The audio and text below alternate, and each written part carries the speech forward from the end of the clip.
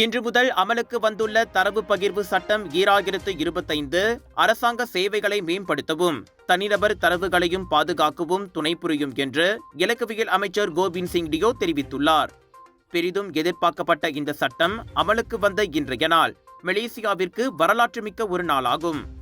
இந்த சட்டம் அதிமுக்கியத்துவம் வாய்ந்ததாக இருப்பதோடு அமைச்சுகளுக்கும் அரசு நிறுவனங்களுக்கும் இடையே பாதுகாப்பான தரவு பகிர்வுக்கு சட்டப்பூர்வமான கட்டமைக்கப்பட்ட ஒரு தரவு பகிர்வு முறையை வழங்குகிறது என கோவிந்த் சிங் வெளியிட்ட அறிக்கையில் சுட்டிக்காட்டினார்.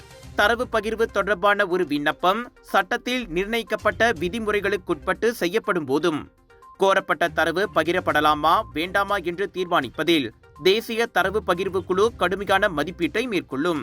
இந்த புதிய சட்டம் பொது சேவை பணியை மேம்படுத்தும் நோக்கம் கொண்டதோடு பொது சேவை துறைகளில் விரைவான முடிவெடுப்பதற்கும் சிறந்த ஒருங்கிணைப்புக்கும் வழிவகுக்கும். தரவு பகிர்வும் தரவு பகுப்பாய்வும் செயற்கை நுண்ணறிவு AI தொழில்நுட்பத்திற்கு இன்றியமையாததாகும்.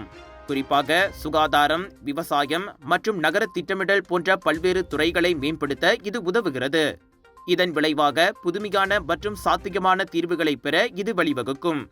இந்த சட்டம் துல்லிய தரவுகளை உள்ளடக்கிய இணைப்பை வலுப்படுத்துவதால் நாட்டு மக்களின் நலனுக்காகவும் பொருளாதாரத்தை ஊக்குவிக்கவும் பேருதவியாக அமையும். நாடு செயற்கை நுண்ணறிவு துறையில் பீடுநடை போட வேண்டும் எனும் மடானி அரசின் லட்சியத்தை இது மேலும் துரிதப்படுத்தும். பினாங் கடா பேரா மக்களே, கலர்ஸ் ஆஃப் இந்தியா பிரம்மாண்டமாக வழங்கும் Penang international Indian expo and viral food festival Aeon big Seberang Jaya Prai பினாங்கில் 30 ஏப்ரல் தொடக்கம் 4 மே வரை. ஃபுட் ஃபெஸ்டிவலில் 100க்கும் அதிகமான உணவுகளை ருசிக்க பானிபூரி, குனாஃபா, பஞ்சாபி ஸ்வீட்ஸ் என ரகமாய் உணவுகள், wedding collection, sari collection, kids wear, accessories என 100க்கும் அதிகமான சேல்ஸ் பூத்துகள் 80% டிஸ்கவுண்ட்ஸோடு Aeon big Seberang Jaya Prai பினாங்கில். Big sale, big discount.